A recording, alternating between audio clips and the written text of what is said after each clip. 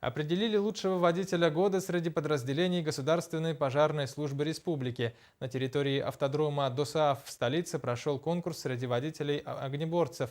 Соревнования приурочили ко Дню работника автомобильного транспорта. Виталий Абрамов подробнее. Традиционно первым этапом соревнований является проверка технического устройства и правил по эксплуатации пожарного автомобиля. Конкурс проходит по принципу плей-офф. Не сдавшие бывают от участия, но таковых не оказалось. Все 10 водителей добрались до самого зрелищного этапа соревнований, а именно демонстрация водителями мастерства в установке пожарного автомобиля к водоисточнику и скоростное управление. Цель проведения соревнований – повышение профессионального мастерства водительского состава. Предварительно был проведен отборочный конкурс в подразделениях, выбраны 10 лучших водителей.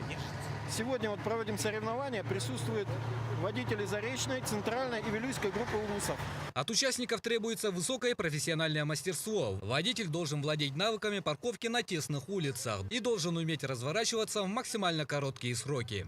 Я работаю, по-моему, 3 года всего. И как оцениваете свои силы? Средний, нормально. Участвуют все лучше стали, все каждым годом все силы увеличиваются, у всех хороший опыт, у всех есть. С каждого поселка, с города все, оказывается, лучшие водители пожарной машины все. В итоге лучше всех оказался Михаил Гоголев, водитель пожарного автомобиля из села Барагонцы.